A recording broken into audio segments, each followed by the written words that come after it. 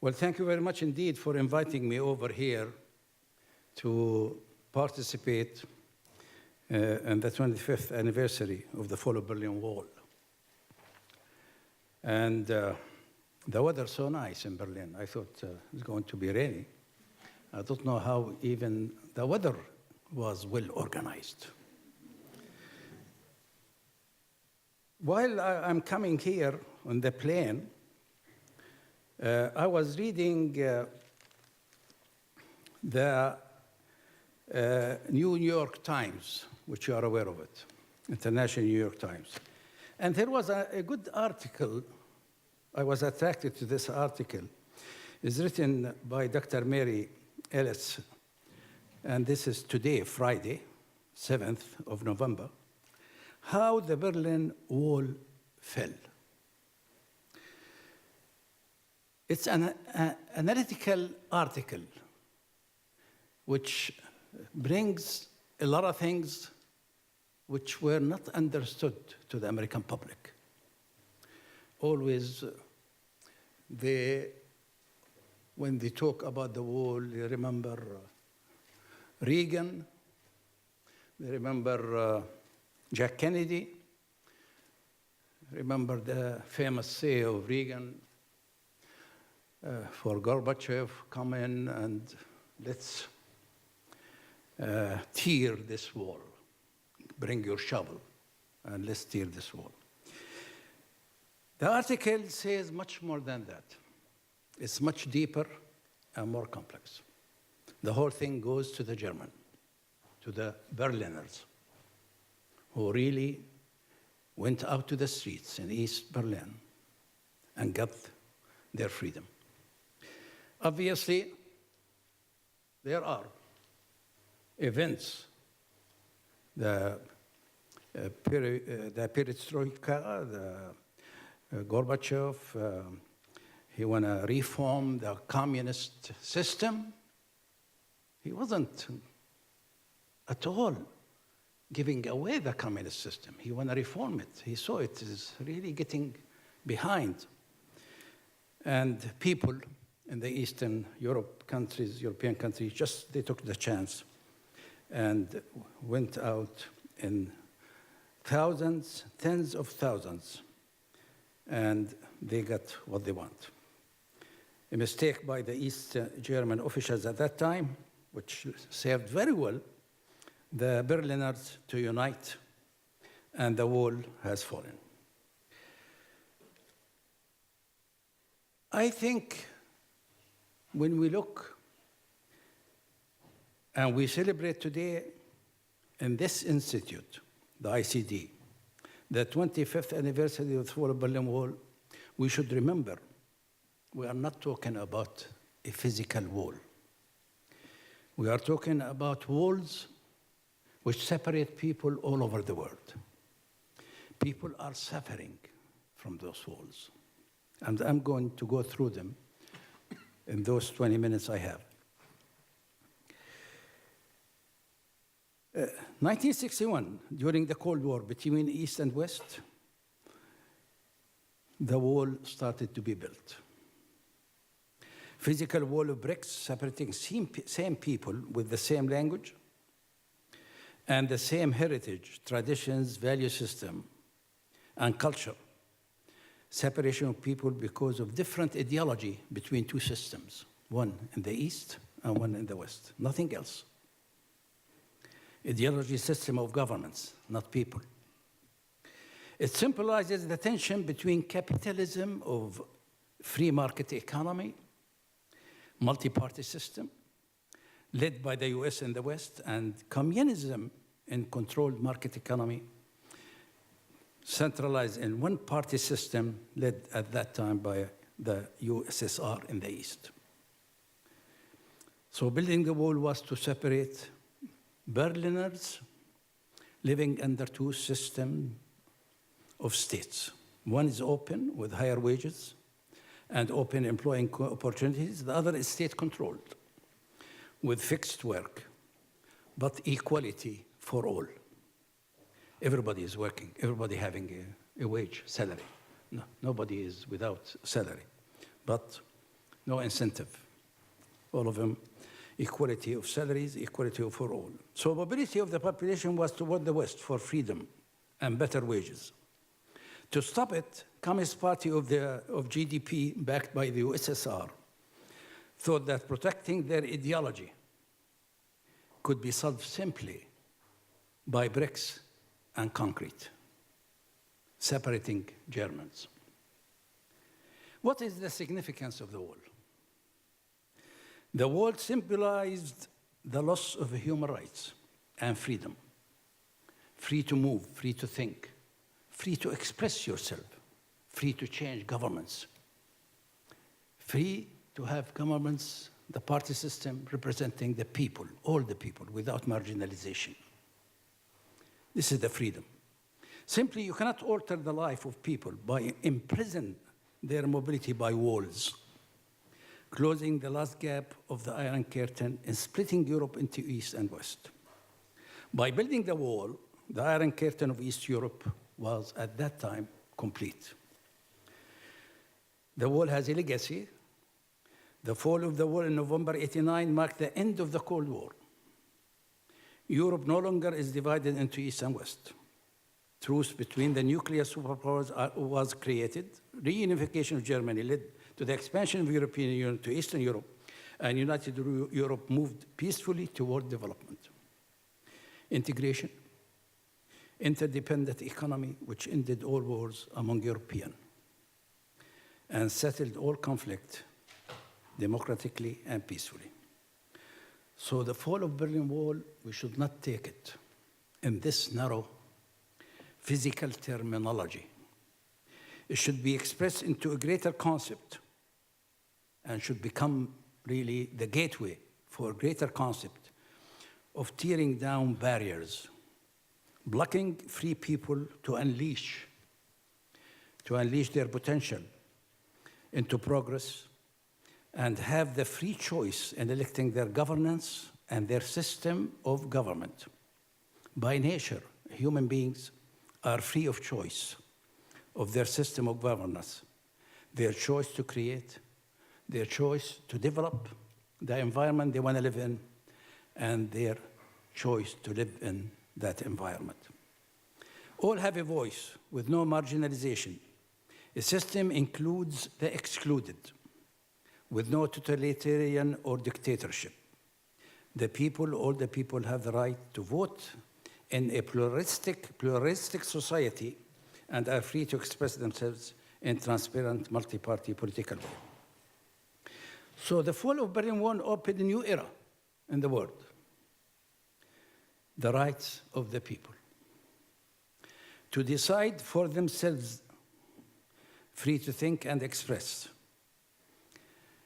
Men and women moved to new horizon, free to worship, free to elect, free to create. Equal rights, equal opportunities, and participation in governance. For all sharing and caring, and building a secure and ethical, sustainable, stable system based on justice, respect of the law set by the people. What walls we are talking about when we say tearing down walls across the world? Building culture of peace among citizens is possible through education and reforming education, particularly at early childhood, to root out extremism from our curricula and pedagogy. Since wars and conflicts are seeded in the minds of men, then culture and defenses of peace could be planted and grown through education. But what should we address in the new reforms of education? Erasmus said once, the best hope of a nation lies in the proper education of its youth. By education, we mean the right form of education. And this is why we should not say just education. We have education in some countries, dogmatic type of education, led to hatred. They build walls between educated people. This we have to remember. The proper education we are talking about is the key of tearing hatred walls of terrors and horrors, replacing it with bridges of tolerance and understanding of other cultures. We got to understand other cultures. This is the key. And respect appropriate differences in race, religion, values, to promote social justice, ethics, and solidarity. We should identify barriers that render the integration of ethics among people in this planet. Alleviating psychological and social barriers to ethical values is a way to let it flourish naturally. In addition to education, the media also plays an important part, the social media. And this is a new, have an important role to play in bringing a new paradigm, a paradigm shift in perception of other people's ideologies and value system. Overcoming barriers to gender. Again, women in many countries in the world, they are marginalized. Every time we should zoom into the lack of equity existing around the world. Marginalization will lead to extremists, will lead people to resist and become obstacle to peace. I am proud to say that Iceland always holds the highest percentage of female workers with 78%, as Forbes study shows. But when we look into the gender issues of the world, and I'm not talking about Europe, I'm talking about Africa, I'm talking about Asia, Middle East, we see inequity. Although we are proud in Jordan that we have attained more than 50% female enrollment in higher education. So when we come to education, yes, women form 55% of the student body in 27 universities in Jordan. But once they get out to work, then they are not given equal opportunities by private sector. Public obviously has to give equal opportunity by law, by the private sector. And this is something becomes a barrier to females in the free market economy or in the marketplace. As a scientist, science is universal. And this is what's beautiful about science. You meet around one table from different, whether gender, whether religion, whether sects, whether anything you talk to, and you talk science. So science could be the common denominator to bring people together of various cultures, various races. Scientists strive to be impartial and objective. Therefore, science could become a platform of bringing various cultures to engage in fruitful dialogue, to minimize conflicts and reduce tension among cultures and various people. Another barrier to cultural engagement. Again, culture shape people and their reflection, values, vision, and fears.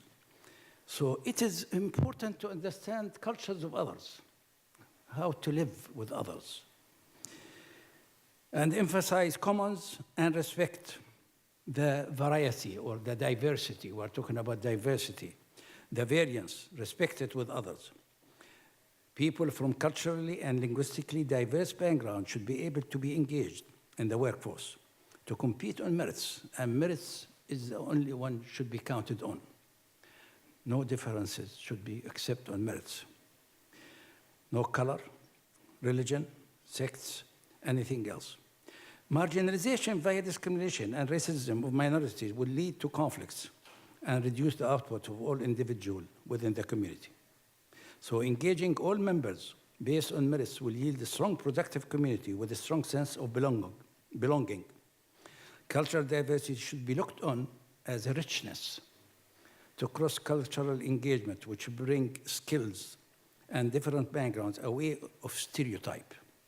Education here plays an important role. Overcoming barriers in income diversity. I do want to say that 1%, the richest people in the world control 43% of world wealth. It's fine. I mean, this is an incentive. We're not talking about against it. But the gap is growing in terms of this wealth distribution, that poverty and unemployment, again, will be growing. Again, this is a barrier, and this will lead to conflicts. MDGs of the UN, the medium goal of the United Nations, was not met completely. Therefore, empowerment of people, particularly women, should be undertaken through equality for knowledge instructions. Another barrier is religions, and this is what the things I want to talk to you about, because this is the problem we face in the Middle East. Sects, sectarians, religious, and ethnicity. If we take religions, the three great religions, and we look at them at the core of each religion, there is unity. There is unity in terms of building peace. The Bible speaks of a removal of a wall by Christ that divided Jews and Gentile people of various ethnicities. For he himself is our peace, who has made both one and has broken down the middle wall of separation.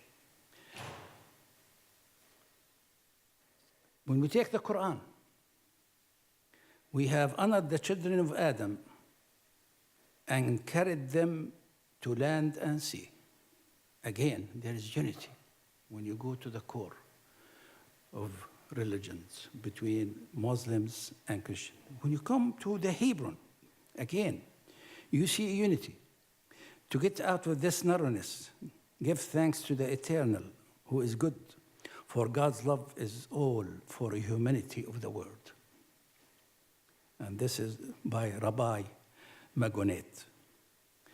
And to quote the Pope Francis, again, may the God of peace rouse in everyone. Violence cannot be overcome with violence. Violence is defeated with peace. And we go again to other sects and we find the same unity.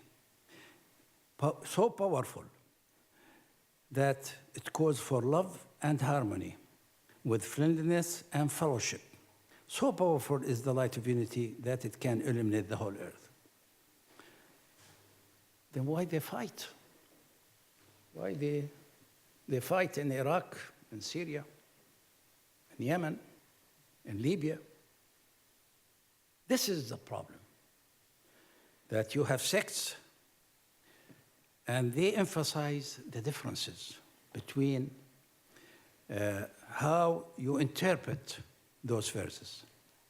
They take out the difference instead of taking out the commons and try to build on commons. And try to respect differences as you respect the differences in thinking, the differences in ideology. Everybody has his own interpretation. The interpretation here, this is really what we should concentrate on. So in the Middle East, we suffer. And I think Middle East is becoming the hotspot of the world in terms of conflicts.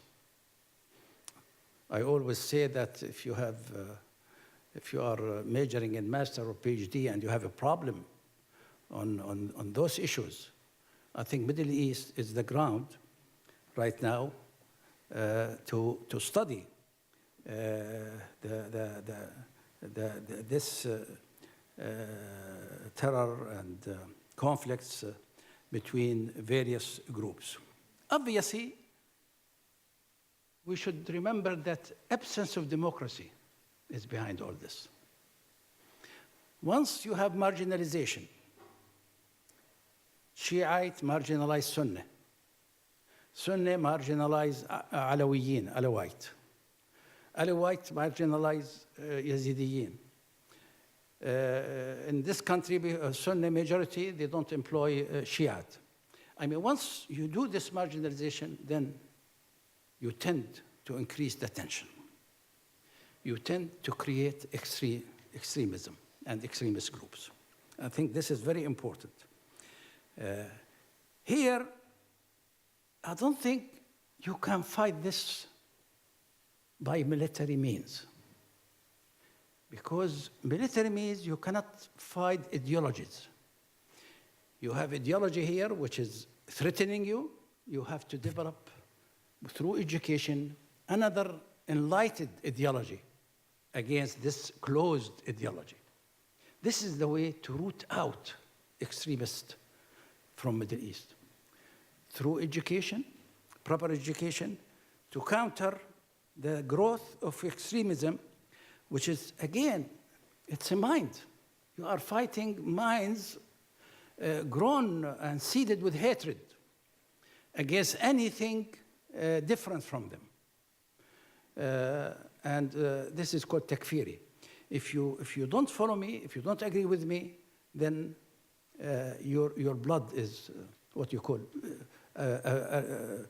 allowed to be killed, something like this. And this is where what is going on right now by the Allied forces is fine. You can do something there, but will never extricate or eliminate ISIS or eliminate Al-Qaeda. You have to deal with it through education, building minds to meet and argue with the others and convince them. You root it out this way. But war will not eradicate such ideology. It will probably stop it for a while, but you have to deal with it through the minds, through dialogue. You have to go through dialogue and try to convince those closed minds who were living in the cave how, by enlightened thinking, by enlightened ideology, to bring them back to their senses. Middle East suffer because of the absence of full democracy. Religion, sects, nationalistic and ethnic wars and terrorism are spread in the region. We've heard with horror about Christians being asked to leave their homes in Mosul, Iraq, and about destruction of holy places and their symbols by fanatic ISIS. Again, no matter what we talk about, holy places should be guarded, whether in Jerusalem, or whether in Syria, or whether in Iraq. Because, again, you cannot destroy ideology by ruining and destructing the walls of a temple, of a mosque, or anything else. And this fanatic ISIS, who claim the jihad is Islam, again, we have to define that Islam, the ideology, once you go through it, it's a religion of tolerance, harmony, and building peace with others. So ISIS, the so-called Islamic State, want to create a state based on extremist religious state. Islamic as the 3 Ks, if you remember, in the United States. The Ku Klux Klan, again, was extremist in Christian. Here, the ISIS extremist in Islam. They're in Christianity. Adopting religious fanatics to kill men, children, and enslave women in the name of God. Those actions are appalling in the region, home of religions and ethnic diversity for centuries. We cannot allow this tragedy to unfold in Mesopotamia, the land of most ancient civilization. Turkmen, Yazidis, Sunnis, Shia, Kurds, Arabs were uprooted from their homes in the fear for their lives. Horrors are unfolding on a daily basis in Syria. There is 1 out of every 3 Syrians became a refugee in his own country or abroad. Religious leaders and followers must draw strength from ethical perceptions of their civilization. They must avoid rigid statements from misinterpretation of religious beliefs. They should draw inspiration from their ethical standards of justice, compassion, and imagination. Holy places in our sights and hearts. Holy places in our sights and hearts should not develop into venues of separation and hatred. They should develop into highways of dialogue, values of dignity and solidarity. And the words of Quran is clear when it says, there shall be no compulsion in religion. And in the Middle East, the conflict between Israelis and Palestinians, again, should be resolved. Cannot go forever, because it's given birth every month to extremists. Extremists are born among the Palestinians and among Israelis because of this. And again, here we need a cultural diplomacy. It should be resolved peacefully through dialogue. Jews and Arabs always lived in harmony with mutual respect. You remember when they were fought against in Spain. If it wasn't for the Muslim community in Maghreb, in Morocco, and Algeria, they just opened their houses for the Jews, and they saved them. And this is why always been in Palestine between Jews and Arabs. They were friends, they were socially, except this is why I think the whole thing is not really religion, but it's politics. And sometimes we use religion to emphasize our politics. The problem there is politics and not religion. There is no conflict between those religions, whether we talk about Jews, whether we talk about Muslims, or whether we talk about Christians. So physical war separating Israelis and Palestinians is not the solution. They are building wall now, again, like Berlin Wall between Arabs and between Palestinians and Jews. This is not, will not solve the conflict, never.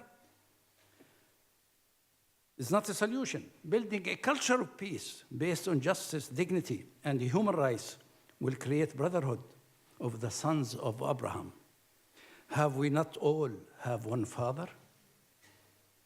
Threats of violence can cause the minds of ordinary people to atrophy. We should do whatever we can to reach a peaceful solution to this conflict. Not giving the Palestinians their rights to live peacefully along with the Israelis and to end this conflict, the occupation, etc., become the core of spreading extremism in the whole region. In summary, I would like to say that we have to tear down walls of misunderstanding wherever we get them. Because loss of opportunity and discrimination against racial, ethnic, religious sects which drain progress. Believe me, the progress of the Middle East has been drained. Every time you build something, you ruin it because of those conflicts. Just destruction every day, destruction. All the petrodollar, the money, building here, building there, it's disappeared. Syria now is ruined. Iraq is ruined. And just Lebanon was ruined by the civil war, which was based again at Tawaif, ethnicity, and sectarian war, which destroyed Lebanon. So really, the draining progress, what I'm talking about, those walls, those between various, should be mosaic, should be, I mean, this should form the richness of Middle East. It's like mosaic. When you look at the mosaic piece, you enjoy it. Look at that. Now, this mosaic is becoming a problem. Everybody wanna kill completely the other. So he will be the only one. Amazing. It's not unbelievable. They distract people of multiplying the space of commons, again. They distract people of multiplying the space of commons, and instead will enlarge the space of differences, which yield conflict. Resolving differences or creating a diverse coalition will build a culture of peace among citizens of the world. We should not isolate ourselves from those who are different. We cannot allow divisions to harden. We cannot allow divisions to harden. Involving all the people in the decision process is a basic principle of democracy. The more we understand cultures of others, the more we accept differences with respect. Dialogue is a matter of more than peacemaking, but of living an authentically human life. In the words of James Blank about the American dream, as he says, our challenge as a new century begins to establish an authentic unum that has a moral authority and yet create moral, civic, and just communities where diverse racial, ethnic, and cultural communities will participate and which they will have allegiance. In the Middle East, we should promote secular civil state building and governance, respecting all religions and freedom of worship. Arab Spring started in Tunisia, as you know. And the Tunisians succeeded in drafting a secular constitution to build democracy, a democratic state of multi-party system with modern elections based on justice and freedom. However, Arab Spring in other countries of the region led to autumns, led to disaster. Because again, the democracy was absent, led to militia fighting each other, ethnicity, ethnic, and religious, and so forth. The state is for all. Our people should get out of the cave to enlightenment. And the fourth pillar of education, I want to say, the Jacques Delors Commission on Education for the 21st Century. He put them there, learning to be, to know, to do. The most important one, the fourth one, learning to live together, are the keys of tearing down wall of hatred and conflict. Dialogue is behind the very idea of learning to live together. It must be at the heart of our efforts to tackle the challenges facing society, from poverty to information technology. Education is therefore the pivot. It is an essential means to promote dialogue while helping to remove the roots of ignorance, prejudice, intolerance, and conflict. Achieving constructive dialogue means, for example, improving education skill, attitude of pedagogy, and so forth. Just think of the difference it would make if all school textbooks were revised to reflect the contributions of all cultures and people, and to remove from them the expressions of prejudice and intolerance, which fire incomprehension, mistrust, even hatred. As Homo sapiens, we make one word, all of us. No matter what color, what religion we have, we make one word. We are Homo sapiens. Beautiful, with enriching mosaic of diversity of cultures. We've got to learn living on it, together peacefully and in harmony, without wars. Thank you.